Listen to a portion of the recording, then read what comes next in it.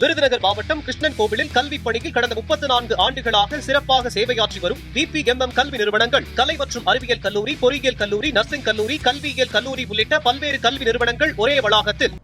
அவர் என்ன சொன்னார் நீங்க தெளிவுபடுத்துங்க. இன்னைக்கு தென்மண்டல மாநாடு உள்ள சப்ஜெக்ட் மட்டும் முதல்ல சொல்லுங்க. ரெண்டாவது என்ன நடந்ததுன்னா, அதுல முதலமைச்சர் என்ன பேசினார்? தமிழ்நாட்டில் நடந்ததனால் தமிழ்நாட்டு முதலமைச்சர் துணை ஒரு ஆர்கனைசேஷன் தலைவர் போல இருந்து செயல்படுறதுக்காக போட்டார்.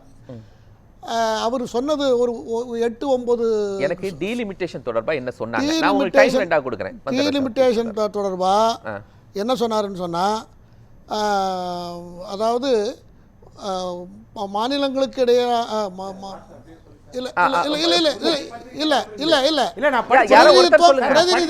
பிரதிநிதித்துவம் குறையக்கூடாது, எங்கள் மாநிலத்துக்கு உள்ள பிரதிநிதித்துவம் குறையக்கூடாதுங்கிறது அதுல ஹைலைட்ஸ்.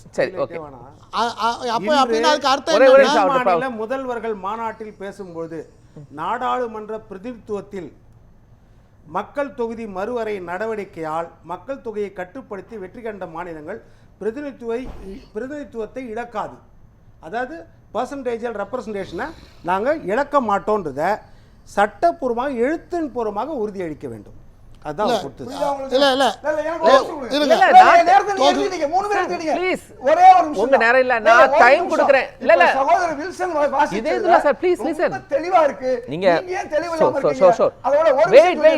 மக்களுக்கு தெளிவுபடுத்த இதேதுல்லா சார். அதாவது தொகுதி மறுவரையில் தென் மாநிலங்களின் பிரதிநிதித்துவம் குறையக்கூடாது. இப்போ நம்பர் ஆஃப் சீட்ஸ் கூடணும்னு சொல்லியிருக்காங்களா, குறையணும்னு சொல்லியிருக்காங்களா?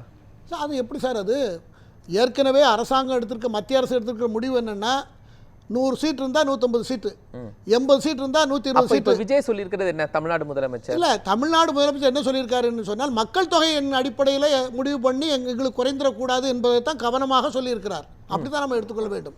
மக்கள் தொகையின் அடிப்படையில் எடுத்தா இன்னைக்கு 25 கோடி உத்தரப்பிரதேசம், 80 சீட் இருக்கு, 120 வந்துருவாங்க. சரி, ஆனால் 25 கோடி மக்கள் தொகை, நம்மளது 8.5 கோடி, நமக்கு 39 இருக்கு, நமக்கு 59 வரும். இந்த 59 படி வந்தாலும் பரவாயில்ல, ஆனால் மக்கள் தொகையின் அடிப்படையில் எடுத்தால் நம்மளை அது ரொம்ப பாதிக்கும். தென் மாநிலங்கள் எல்லாருமே அதுக்கு எதிர்ப்பாங்க. அதன் அடிப்படையில் தான் அவர் சொன்னார். ஆகையினால உங்க டைம் தரேன். இல்ல உங்களுக்கு சார் ப்ளீஸ் லிசன். இல்ல அதாவது இதேதுல சார் லிசன், முதல்வரே ஒரு விஷயம் நான் உங்களுக்கு கண்டினியூவா ஒரு டைம் கொடுக்கிறேன். இல்ல நான் உங்களுக்கு அடுத்த டைம் கொடுக்கிறேன். பொன்வில் லிசன் சார், இது அநீதி. நான் சொல்றேன் கேளுங்க. அப்படியெல்லாம் இல்ல, ஒரு நிமிஷம் ஒரு விஷயத்துக்கு நான் பதில் சொல்லணும். அதுக்கு பிறகு தமிழ்மொழி எனக்கு பதில் சொல்ல, வேற ஒண்ணும் இல்ல. இல்ல அதாவது டைம் நாதானே இதுல சார். 3 நிமிஷம் கூட நான் பேசல சார். உங்களுக்கான டைம் வேற சார்.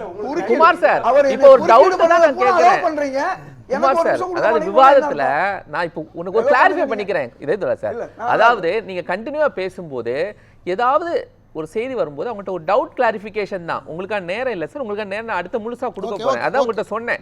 ஒரு விளக்கத்தான் உங்கள்கிட்ட நான் கேட்க வந்திருக்கேன். குமார், நீங்க எப்படி பாக்குறீங்க?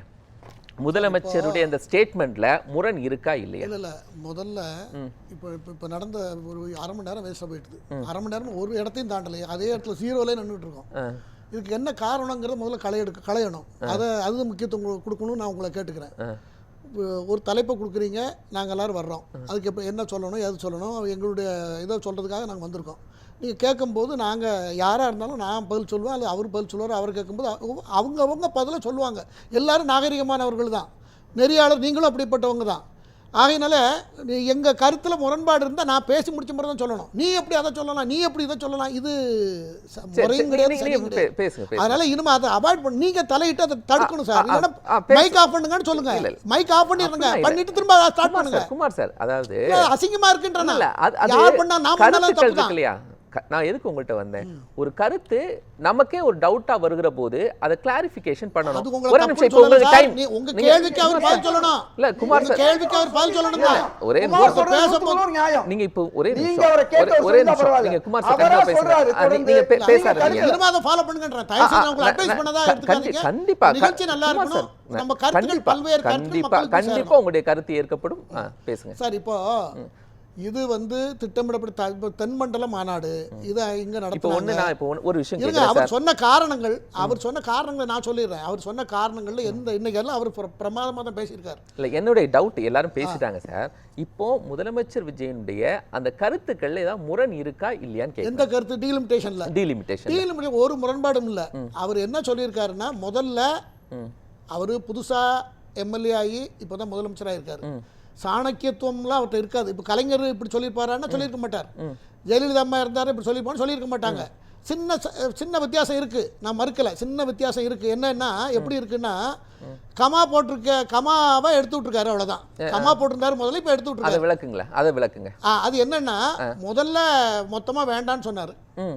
இப்ப என்ன சொல்லியிருக்காருனாக்கா, எங்களுக்கு பிரதிநிதித்துவம் குறையக்கூடாதுன்னு சொல்லியிருக்காரு. குறையாத அளவுக்கு எடுத்து போறப்பா கொடுங்கன்னு சொல்லியிருக்காரு. அப்படின்னா என்ன மீனிங்னா, எங்களுக்கு முன்னக்கூட்டியே உத்தரவாதம் கொடுங்கன்னு கேட்டிருக்காரு சார்.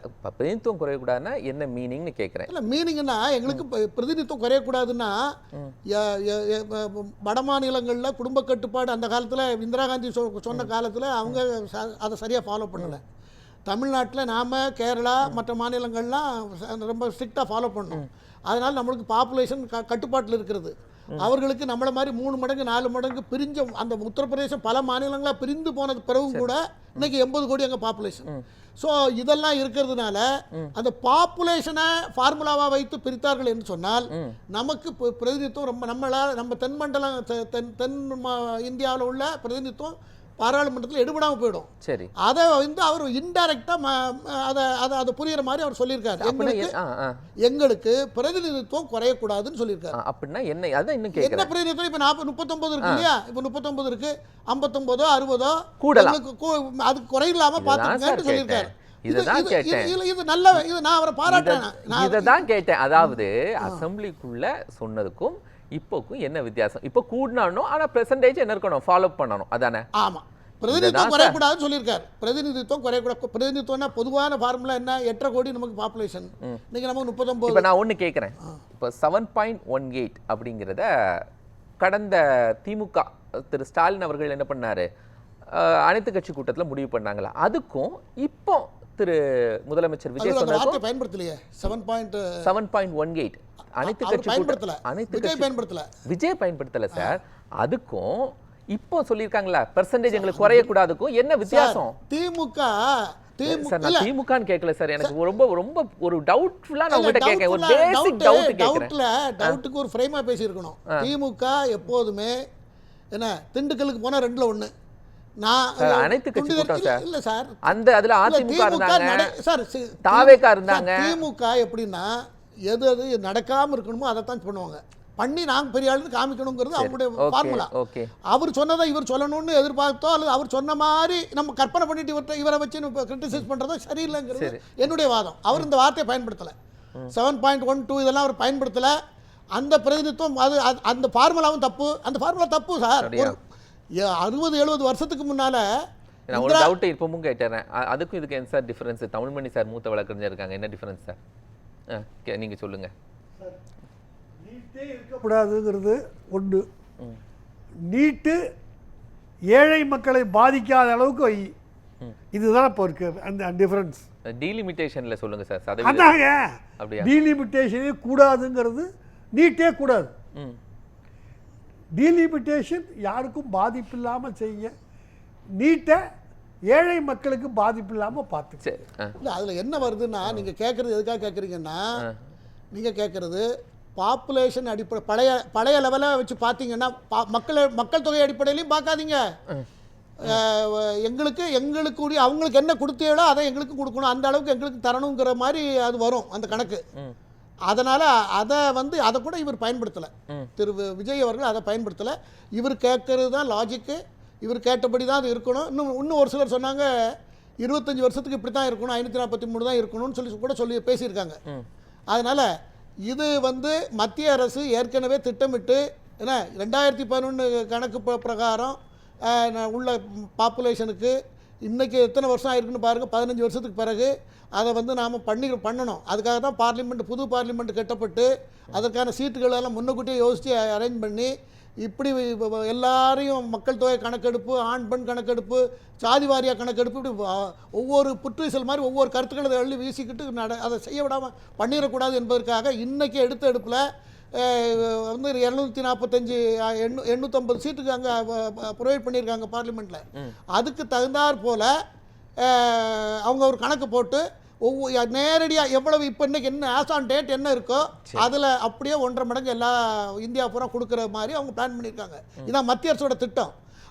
அந்த திட்டத்தை கூட நிறைவேற்ற விட முடியாமல் அந்த திட்டத்துக்கு பல காரணங்களை கற்பித்து 7.1 3.1 5.1 திட்டங்களை போட்டு நாங்கள் அப்போ இந்திரா காந்தி காலத்தில் இந்திரா காந்தி காலத்தில் நடந்த குடும்ப கட்டுப்பாட வடமாநில மக்கள் பின்பற்றலங்கிறதுக்காக இன்னைக்கு கொண்டு மத்திய அரசு மேல பழி போடணும். என்னன்னா இப்போ அசெம்பிளியில கொண்டு வந்த தீர்மானத்திற்கும் இப்போ தமிழ்நாடு முதலமைச்சர் தென்னிந்திய முதலமைச்சர்கள் மாநாட்டில் பேசினதுக்கும் கடந்த ஆட்சியில அனைத்து கட்சி கூட்டத்தில் முடிவு பண்ணாங்களே, இந்த மூணுக்கும் என்ன டிஃபரன்ஸ்? இந்த மூணுக்கும் ஒரு வித்தியாசம் இல்லை. கொஞ்சம் ரிலாக்ஸ் ஆகி வந்திருக்காரு யாரு, திரு விஜய்.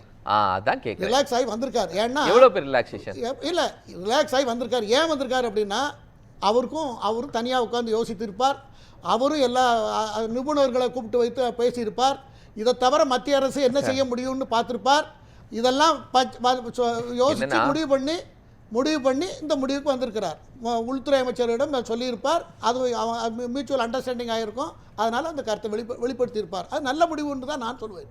சரி, அதாவது திரு அமித்ஷா அவர்களை பார்த்த பிறகுதான் இந்த முடிவு, பார்த்த பிறகுதான் அந்த முடிவு. அன்னைக்கு தானே நமக்கு தெரியுது விஷயம். அசம்பிளிக்குள்ள அவர் வந்திருக்காரு, அவர் இன்னைக்கு கூட்டத்துக்கு வந்திருக்காரு. இவர் அந்த கருத்தை ஆமோதிச்சு பேசுறாரு. இதுக்கு ரெண்டுக்கு இடையில அவர் ரெண்டு பேரும் இவர் சொன்னாரு அவர் சொன்னாரான்னு நம்ம கற்பனை பண்ணிக்கலாமே தவிர இவரும் அப்படி நினைச்சிருக்கலாம், அவரும் அப்படி கேட்டிருக்கலாம், இதை அது விளக்கி இருக்கலாம் இவர்கிட்ட. மியூச்சுவல் அண்டர்ஸ்டாண்டிங்ல அவர் அதை ஒத்துட்டு அமித்ஷா அவர்கள் சொல்றது 100க்கு 100 கரெக்ட்.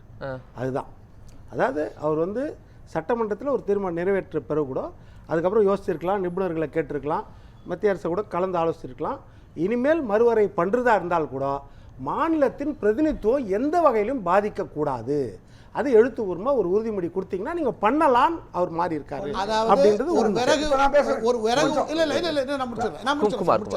ஒரு விறகை உடைக்கணும்னாலும் கூட அதில் மொழி எங்கே இருக்குன்னு பார்த்து கோடாலியை போட்டால் தான் உடையும்.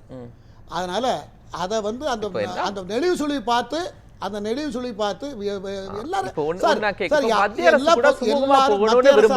மத்திய அரசா இருந்தாலும் மாநில அரசா இருந்தாலும் நாட்டுக்காக தான் செய்யறாங்க.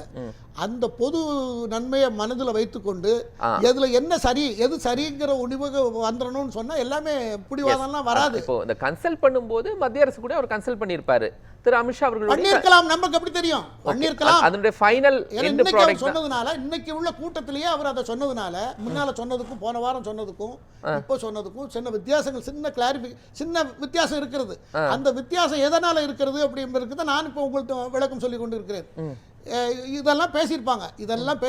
மத்திய அரசு கூட பேசியிருப்பாங்க. 2011 சர்வே, வடநாட்டில் இவ்வளவு பாப்புலேஷன் இருக்கு, இங்க 15 லட்சத்துக்கு ஒரு எம்பின்னா அங்க 30 லட்சத்துக்கு 25 லட்சத்துக்கு மேல ஒரு எம்பி இருப்பாங்க, அப்படி இருக்கு. இப்போ அதனாலதான் இதை எதையுமே இப்போதைக்கு உடனே செய்ய முடியாதுங்கிறதுனால நாம வந்து இந்த முடிவு எடுத்திருக்கோம். அந்த முடிவு உங்களுக்கு புரியாது. இல்ல அமித்ஷா அவர்கள் தெரிவிச்சிருப்பாங்க, இல்ல அதுக்கு ஒத்து போயிருப்பாரு அப்படின்னு மத்திய அரசு இருக்கணும். இத நம்ம இப்படித்தான் இருந்ததுன்னு எப்படி சொல்ல முடியும்? நம்ம பார்த்துட்டு இருக்கலையே, பக்கத்துல உட்கார்ந்து பார்க்கல, அவங்களும் 2 பேரும் பேட்டி கொடுக்கல, இப்படித்தான் அது இருந்திருக்க முடியும். அதனால அதை மியூச்சுவலா ஒத்துக்கிட்டு இருப்பாரு. அப்படித்தான் நடக்கணும்.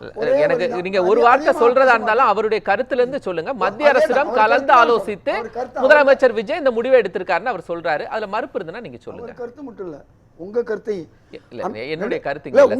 அமித்ஷாவை பார்த்தன உடனே முதல்வர் மாறினார்னு ஒரு வார்த்தை சொன்னீங்க. அமித்ஷா ஒன்னும் கரடியா சிங்கமா புலியா கிடையாது. விஜய் வந்து ஒன்னும் சாதாரண ஆள் கிடையாது. நான் ரெண்டையும் சேர்த்து சொல்றேன். அவர் அன்னைக்கு, நான் திரும்ப சொல்றேன், அன்னைக்கு முதல்வர் விஜய் என்ன சொன்னாரோ, அன்னைக்கு முதல்வர் விஜய் என்ன சொன்னாரோ அதுக்குள்ள விளக்கம் தான் இது. எந்த நேரத்திலையும் எந்த மாநிலத்துக்கும் எதுவும் வந்துடக்கூடாது சொன்னா என்ன அர்த்தம்னா அப்படியே இருக்கணும். நான் பேசும்போது மட்டும் சார் என்ன அவருடைய டைம் நான் அவருக்கு கொடுக்கணும், குமாருக்கு டைம் கொடுக்கணும், நான் சொல்லி முடிச்சிருக்கேன். குமாருக்கு டைம் கொடுக்கணும். அவர் வந்து எந்த நிலையிலும் குமாருடைய டைம்.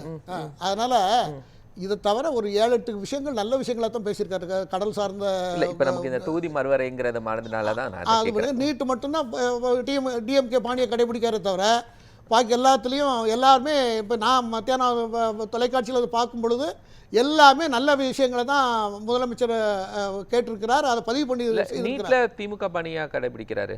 ஆமாம், நீட் அப்படி தானே வேணும். நீட்டு அதே நிலையில் தானே இருக்காரு. நீட் அதே நிலை. ஏன்னா அவங்க பார்வை என்னென்னா, இதனால் மக்களை அப்படி குழப்பி விட்டாச்சு. மக்களை ஒரு வழியாக குழப்பி மக்கள் நீட் இல்லைன்னா எல்லாமே படிப்பே போயிருங்கிற மாதிரி சொல்லி விட்டாச்சு. இதனால நமக்கு அடிபட்டு போயிடும், செல்வாக்கு அடிபட்டு போயிடும், நமக்கு மக்களுடைய ஆதரவு குறைஞ்சு போயிருங்கிறதுக்காக டிஎம்கே பாணியவே கடைபிடிக்காரு. அது அவரும் அதையும் மாற்றிக்குவார்னு நினைக்கிறேன் கொஞ்ச நாளில். ஏன்னா தமிழ்நாட்டில் அப்படி வந்தால் நீட் வேணும்னு ஒரு போராட்டம் கண்டிப்பாக நடக்கும். என்னைக்கு நிறுத்துறாங்களோ அதுலேருந்து ஒரு 6 மாதத்துலேயோ 1 வருஷத்துலையோ நீட்டே வேணுங்கிற போராட்டம் பெருசாக நடக்கும். அந்த மாதிரி தான் இருக்குது. நீட்டுனால அவ்வளோ பலன் இருக்கிறது. இது புரியாமல் பேசிக்கிட்டு இருக்காங்களே தவிர மற்ற விஷயங்கள் எல்லாமே அவர் சொன்ன 9, 7, 8 காரணங்கள் அத்தனையுமே பாராட்டக்கூடியது, வரவேற்கக்கூடியது. நல்ல நிபுணத்துவம் தெரிந்தவர்கள் தான் அதை அறிக்கையை தயார் பண்ணி கொடுத்துருக்காங்க. அவர் தான் அன்றைக்கி அந்த கூட்டத்தில் பேசியிருக்கிறார். அதெல்லாம் வரவேற்க வேண்டிய விஷயம்தான். அதில் எனக்கு மாற்று கருத்து இல்லை. சரி, நன்றி. குமார், இன்னைக்கு நடந்த மாநாட்டில் 2 விஷயத்தில் மட்டும்தான் எனக்கெல்லாம் முரண்பாடு இருக்கிறது. ஒன்று, தென் மாநிலங்களுக்கு நிதி சுயாட்சி அதிகாரம் வேண்டும்னு சொல்லியிருக்கார். அது ஃபெடரல் கூட்டாட்சி தத்துவத்தில் அதுக்கு நாட் பாசிபிள், அதுக்கு சாத்தியமே கிடையாது. அது தமிழ்மணி சார் முதல்ல சொல்லும்போது சொல்லிட்டார். அதில் எனக்கும் உடன்பாடு உண்டு.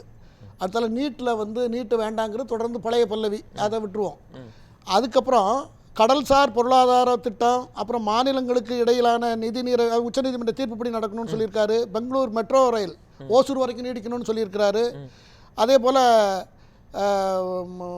மருந்து ஆன்லைனில் மருந்து விற்பனையை ரெகுலேட் பண்ணணும்னு சொல்லியிருக்கிறாரு. தொகுதி மறுவரையில் தென் மாநிலங்களின் பிரதிநிதித்துவம் குறையக்கூடாதுன்னு சொல்லிட்டாரு. முல்லை பெரியாறு நீர்மட்டத்தை 152 அடியாக உயர்த்தணும்னு சொல்லியிருக்கிறாரு. அதுக்கு அவர் ஒரு பதில் சொன்னார். அவர் வேற நீங்கள் அணை கட்டிக்கிடுங்கன்னு சொல்லியிருக்காருன்னு வைங்க. இது எல்லாத்தையும் தவிர போதைப் பொருளை தடுக்க மாநிலங்களுக்கு இடையே ஒத்துழைப்பும் ஒருங்கிணைப்பும் அவசியம்னு சொல்லியிருக்காரு. இதெல்லாம் ரொம்ப அருமையான திட்டங்கள். இது எல்லாமே செயல்படுத்தப்படும். இந்த 2 தவிர 2 யாரும் செய்ய முடியாததை சொல்லியிருக்காரு. அது யாரு முடியும்? சட்ட திருத்தம் ஒன்றிய அரசு மாற்றம் வந்தா செஞ்சா நாளைக்கு மாநிலங்களுக்கு வரி விதிக்கக்கூடிய உரிமை வரும். அதை அவர் கேட்டிருக்காரு. கடைசி எந்த முதல்வரும் கேட்காத நம்ம முதல்வர் கேட்டிருக்காரு. கடைசி ரவுண்ட் இப்படி தலையிடுறீங்களா சார்? அவ்வளவு பேசிட்டு நான் உங்களுக்கு சொன்னேன், அதை கேட்க.